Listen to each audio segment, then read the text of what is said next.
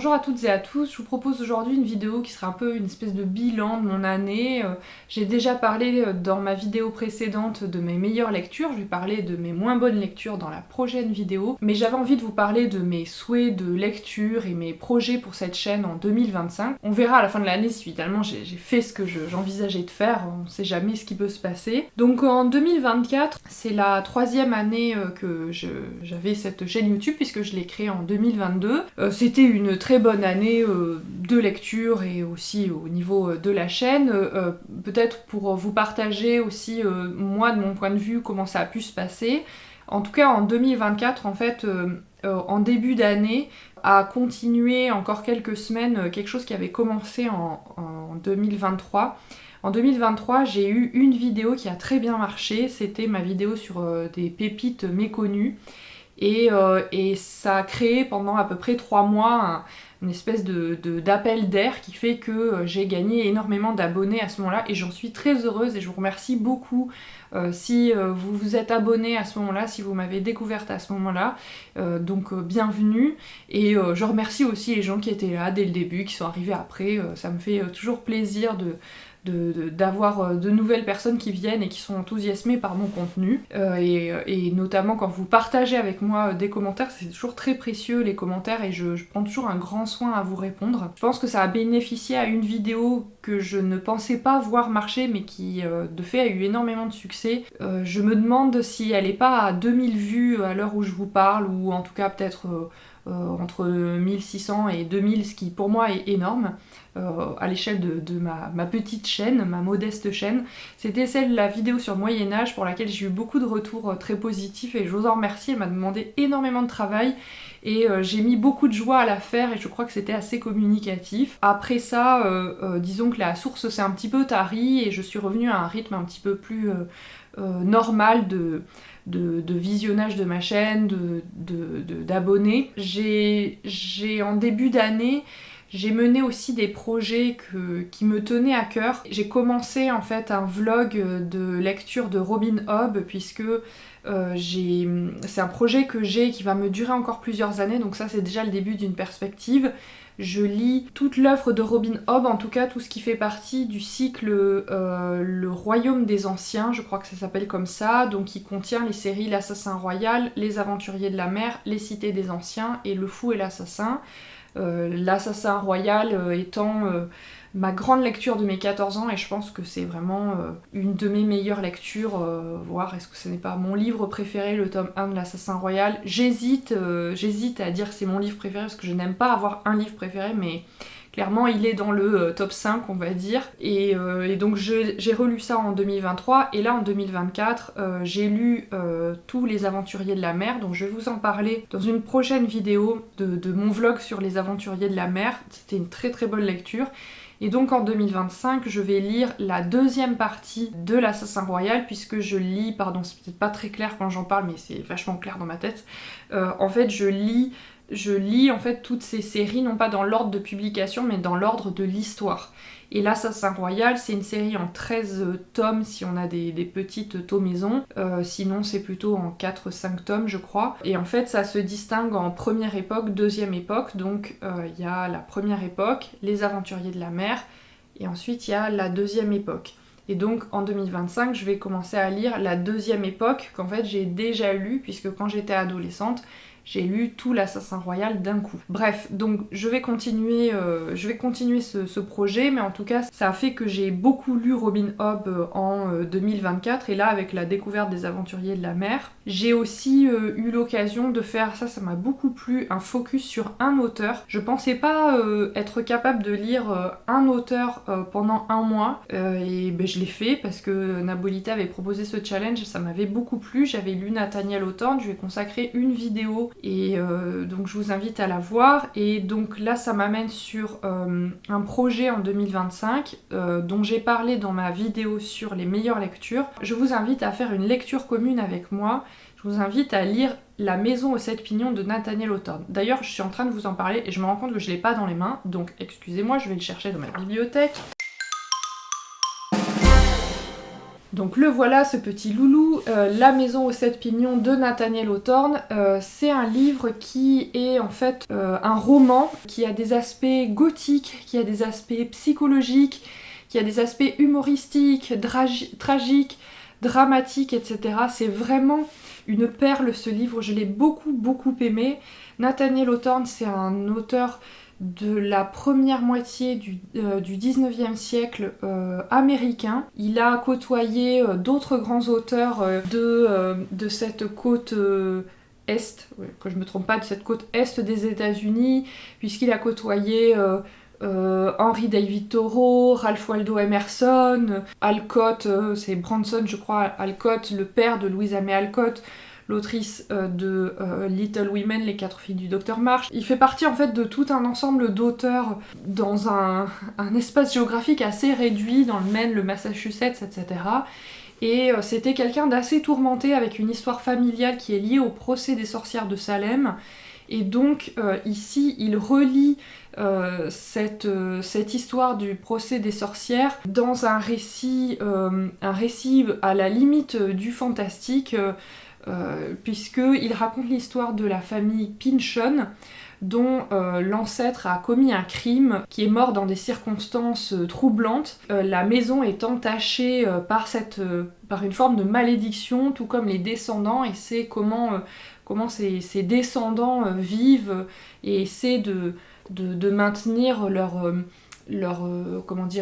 leur éthique familiale, leur vie familiale dans cette maison. Et en fait c'est super. Vraiment, si vous aimez, je vous dis, le gothique, les choses psychologiques, si vous aimez ce mélange, voilà, il y a du comique, il y a du tragique, c'est vraiment super. Moi j'ai adoré et je vous propose de le lire avec moi. J'en ai parlé déjà longuement dans une vidéo, donc la vidéo consacrée à Nathaniel Hawthorne, mais je vous propose en fait de le lire au mois de janvier et on en parlera en février.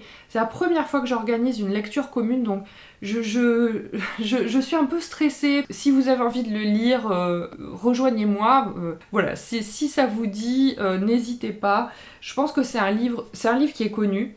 Enfin bon, je pense que Nathaniel Hawthorne n'est pas assez connu en France, il est tout à fait reconnu aux États-Unis. En France, on le connaît pour La Lettre écarlate. Pour ceux qui connaissent Nathaniel Hawthorne, quand on en parle, on se dit voilà, c'est des thèmes durs, c'est une écriture dense, etc. Et oui, les thèmes sont pas toujours très marrants, les sorcières de Salem, les puritains, etc.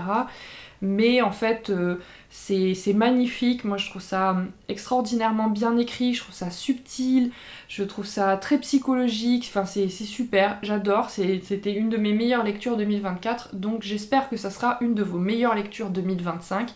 Et pour ce faire, donc, rejoignez-moi dans une lecture commune. Je pense que ce qu'on va faire, c'est que peut-être je vais créer un canal de communication sur Instagram pour en parler et ensuite je ferai un live YouTube. J'ai encore jamais fait de live, j'espère que j'y arriverai techniquement parlant. Donc vous voyez, le stress il est dans un peu tous ces aspects, mais j'avais envie de me lancer au bout de 3 ans sur cette chaîne, je trouve pas ça déraisonnable. Donc n'hésitez pas à me dire en commentaire ou bien sur Instagram si vous êtes partant. Suivez-moi sur Insta où je ferai signe et j'essaierai de lancer ce canal. Vous n'hésitez pas à l'acquérir ou encore mieux à l'emprunter à la bibliothèque. Donc c'est La maison aux 7 pignons de Nathaniel Hawthorne. Je suis désolée, vous avez peut-être un reflet des fois, mais bon bref. Autre challenge perso que j'ai en fait fait en 2024 et qui va continuer en 2025, c'est sur les autrices qui ont eu le prix Nobel. Donc je les lis petit à petit. J'ai fait une première vidéo où je vous parle de 5 autrices qui ont eu le prix Nobel de littérature. J'avais parlé que je me rappelle, Sigrid Undset, Grazia Deledda, Gabriela Mistral, Nadine Gordimer et Louise Gluck. Et je pense qu'en 2025, je ferai une deuxième vidéo où je parlerai à nouveau d'autres autrices. J'en ai lu plusieurs, par exemple j'ai lu Wisława Szymborska et aussi Nelly Sachs que j'ai cité dans mes meilleures lectures. J'aime bien le fait d'avoir plusieurs challenges comme ça, où je vais vraiment à mon rythme, où je me dis bah je publie des vidéos de temps en temps, comme ça vous me voyez... vous me suivez, enfin, je sais pas ce que vous en pensez, mais Moi je trouve ça chouette aussi de se dire j'ai des projets de longue haleine, un petit peu comme Nabolita et Antastasia ont leur projet lire les Rougon-Macquart dans l'ordre et ça prend plusieurs années.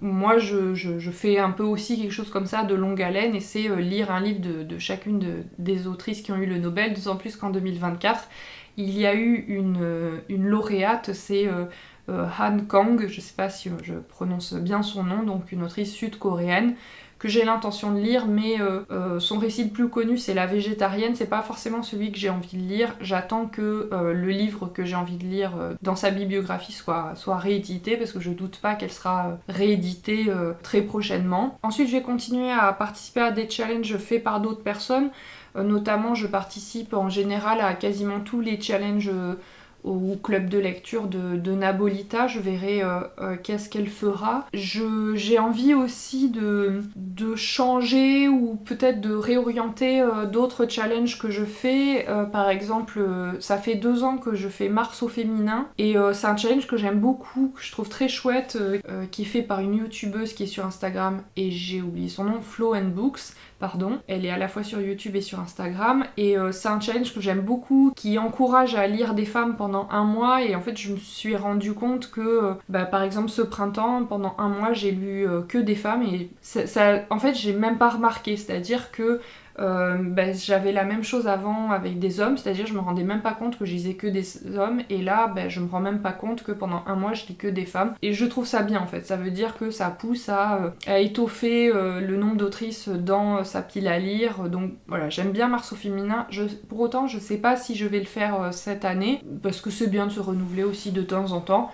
Je verrai aussi un peu en fonction de la chronologie des challenges de Nabolita et d'autres trucs que j'ai envie de faire personnellement, mais voilà un challenge que j'aime bien faire. L'an dernier, je n'y ai pas dédié une vidéo spécifiquement sur Mars au féminin, mais en fait j'ai lu des livres autour de l'avortement, Annie Ernaux, Joyce Carol Oates et Violette Leduc, donc mon Mars au féminin était autour de l'avortement. Et cette année en 2025 j'ai envie de participer à un challenge qui est proposé sur Instagram par un garçon littéraire, donc c'est un compte que j'aime beaucoup. Samuel parle beaucoup de classiques de la littérature française par exemple, mais aussi de littérature italienne puisque c'est sa spécialité je crois, et j'ai envie de lire plus de littérature italienne. J'en ai quelques-uns dans ma pile à lire, j'ai quelques livres de littérature italienne, donc je pense que je vais faire ce challenge qui s'appelle Leggiamo l'Italia, donc j'espère que je prononce bien. Donc ça c'est un challenge que j'ai envie de faire et n'hésitez pas à aller voir le compte d'un garçon littéraire parce que c'est vraiment super tout ce qu'il fait,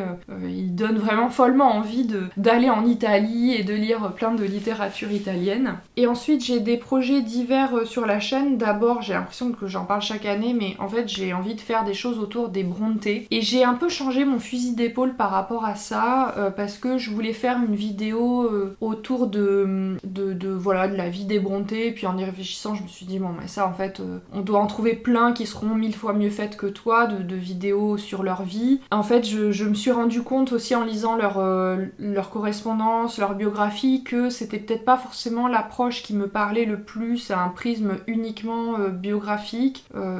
Voilà, donc je cherche encore je pense avoir trouvé un peu la forme que je veux donner à ce focus sur les Brontë, mais ça va me demander du temps de préparation, ça sera peut-être un des gros projets de l'année. En fait je me rends compte que chaque année, de manière préméditée ou non, j'ai un peu un gros projet, qui souvent se caractérise par une vidéo. Vous en rendez peut-être pas compte, mais en 2022, donc quand j'ai créé ma chaîne, à l'automne j'ai fait une série de 3 vidéos sur les arbres, donc ça c'était un peu mon gros projet de l'année. L'année suivante, vers la fête de la musique, j'ai fait une vidéo sur la Dame aux camélias et la Traviata. Donc ça c'était une vidéo qui avait un format un peu différent de ce que je fais d'habitude, qui était très longue, qui m'avait pris énormément de temps de préparation. J'en ai fait une un petit peu similaire en 2024 sur l'histoire du prix Nobel de littérature, en lien avec mon challenge des autrices qui ont eu le Nobel. En fait ces vidéos, la Dame aux camélias et le Nobel de littérature, c'est des vidéos qui ont un format un petit peu différent où on voit pas pas beaucoup mon visage, mais beaucoup d'images, qui sont très longues en général, qui font plus d'1 heure. Je vous avoue qu'elles me mettent en PLS à chaque fois.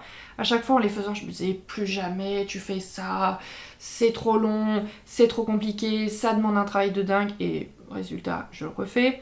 Donc j'espère que je trouverai une façon un peu plus simple de faire des vidéos un petit peu ambitieuses parce que, bon, je vais enfoncer des portes ouvertes en disant ça, mais en fait sur cette chaîne, j'essaie d'avoir une alternance de vidéos un petit peu plus faciles à faire, qui me demandent moins de travail, qui me permettent un peu de souffler, et d'autres vidéos plus approfondies. Par exemple, les book hauls, c'est les vidéos plus faciles à faire, et les vidéos plus approfondies, ça va être celle par exemple que je consacre focus sur un auteur. J'avais fait Annie Ernaux, j'ai fait Nathaniel Hawthorne, ou bien les vidéos sur le prix Nobel par exemple, ou même celles sur l'avortement, ou encore celles sur la horde du contrevent. Donc ça, c'est des vidéos qui me prennent du temps, que j'aime énormément faire et qui sont celles en général qui durent en fait. Ma vidéo sur la horde du contrevent, elle a pas du tout marché quand elle est sortie. Pareil, celle sur Annie Ernaux. Et les deux, c'est des longues sellers quoi. C'est-à-dire qu'elles continuent à vivre leur vie alors que les book hauls, c'est quelque chose qui marche bien sur le moment et qui marchera plus après. Et en fait, il faut tout, mais c'est pour que vous compreniez que y a une alternance et que parfois certaines vidéos mettent du temps à arriver. Tiens, il y a Adzo qui arrive.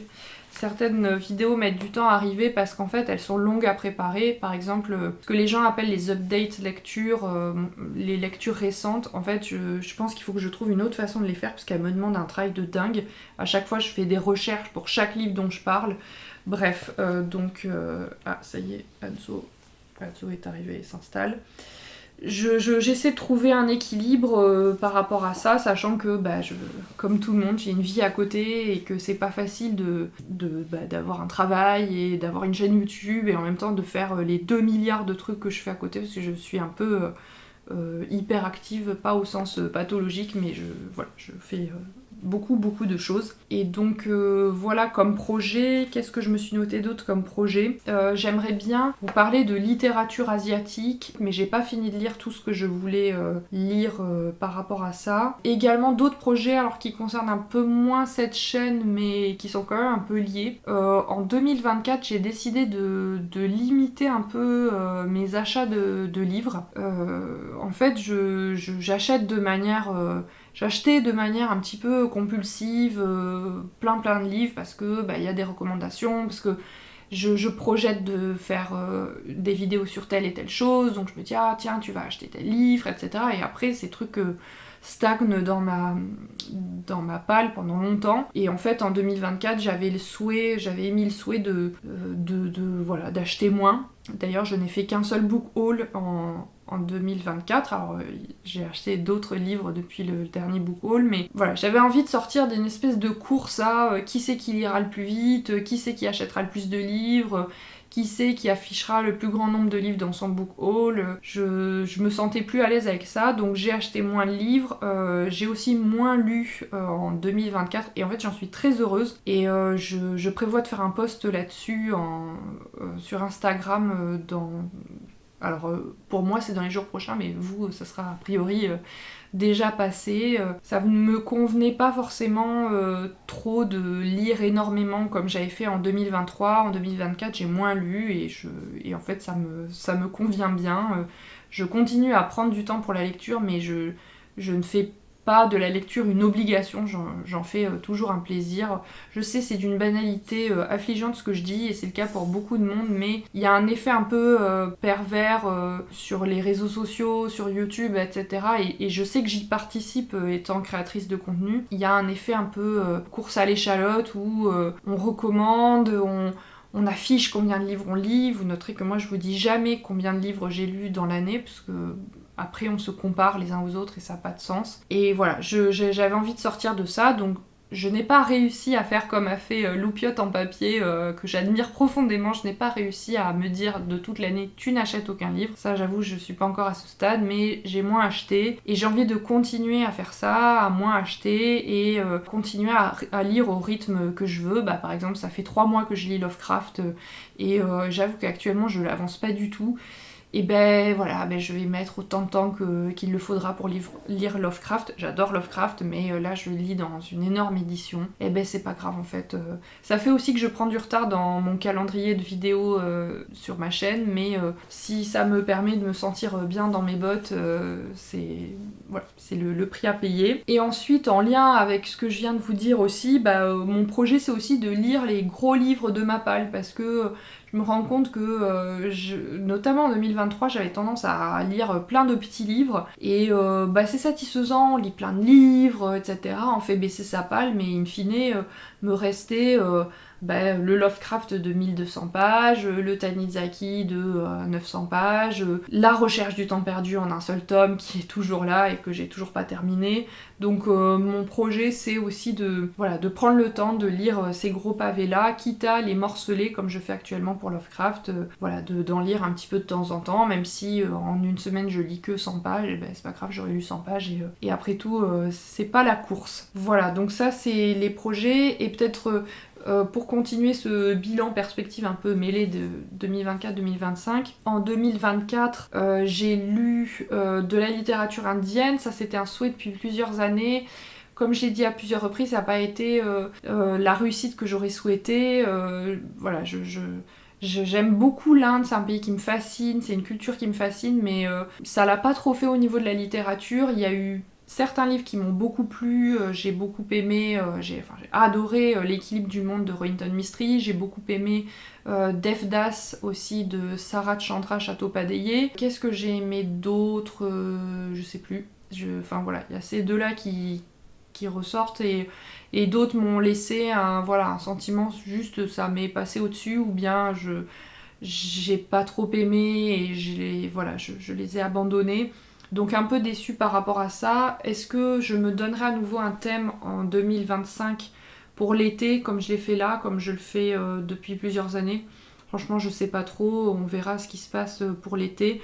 Mon but étant de lire quand même les livres que je possède, parce que même si j'ai fait une vidéo unhaul où je vide ma pile à lire, j'avais enlevé 21 livres, n'empêche que j'en ai encore beaucoup, et donc j'aimerais les lire en priorité. Et ensuite, ce que j'ai fait, c'est que cet automne, j'avais préparé une pile pour le littératon gothique de Nabolita, puis finalement elle l'a pas fait. Et donc je me suis fait mon petit littératon de mon côté, puisque j'ai lu les livres que j'avais prévu de lire. Et c'était des bonnes lectures, j'aurai l'occasion d'en reparler, je pense, dans une vidéo l'an prochain. Voilà, globalement c'était un peu ça mon année, et comme j'ai eu l'occasion de le partager, je crois, dans ma vidéo précédente, en fait, je trouve que j'ai fait de très très bonnes lectures les 6 premiers mois.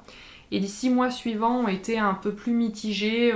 Il y a eu de très bonnes lectures, voire des coups de cœur dans la deuxième partie. Il y a eu Nelly Sachs, il y avait toujours Robin Hobb, ça c'est la valeur sûre. Mais il n'y avait pas beaucoup de choses qui sortaient du lot. C'était pas forcément des mauvaises lectures, mais plutôt des choses qui laissent pas de souvenirs impérissables. C'est comme ça, j'avoue, ça ne me gêne pas, mais c'est rétrospectivement que je me suis rendu compte qu'il y avait un peu cette dynamique-là dans mon année. Voilà, je sais pas trop ce que je peux dire de plus par rapport à ce bilan perspective. Je suis toujours aussi heureuse de faire cette chaîne YouTube. Ça me plaît beaucoup, ça demande beaucoup de temps. C'est vrai que j'y pense très souvent. Il y a des moments où j'arrive à y consacrer du temps, il y a des moments où j'ai plus de mal, et donc dans ces cas-là, il y a moins de vidéos qui sont postées, mais voilà, je suis quand même assez organisée, donc j'essaie aussi de me dire, bon, tu en tournes plusieurs à tel moment. Voilà, là, au moment où je vous parle, j'en tourne 4, donc je suis sur la 3e, il me reste une 4e à tourner. C'est le marathon de l'après-midi. Mais en tout cas, voilà, c'est quelque chose qui me plaît beaucoup, et puis vous êtes toujours nombreux et nombreuses à me regarder, ça me fait très plaisir. Je vous remercie d'être là, de me soutenir, de m'envoyer des messages, de partager avec moi vos lectures, les choses qui vous enthousiasment pas. Voilà, des fois vous n'êtes pas d'accord avec ce que je dis, vous me le dites, et moi je trouve ça intéressant, on en discute, même si c'est pas évident de tourner, on est seul devant sa caméra, on se dit qu'est-ce qui se passe, est-ce que les gens derrière regardent, apprécient, qu'est-ce qu'il en est, mais en tout cas merci d'être d'être présent et présente, que vous soyez de passage, que vous soyez là de longue date ou que vous commenciez l'aventure. Ça me touche beaucoup de voir que ça vous intéresse, mes coups de gueule contre Ogawa Ito et mon grand amour pour des trucs aussi perchés que la poésie du XVIe siècle et des trucs plus mainstream mais tout aussi qualitatifs. C'était une petite vidéo sans prétention, pas follement préparée. Je m'étais quand même noté quelques petits éléments auxquels penser. J'espère que ça vous a plu. Je vous fais les petites phrases rituelles, donc n'hésitez pas à liker cette vidéo, à la commenter, à vous abonner si ça n'est pas encore fait. Vous pouvez me suivre sur Instagram où je suis active. D'ici la prochaine vidéo, je vous souhaite une très bonne journée et surtout de très belles lectures.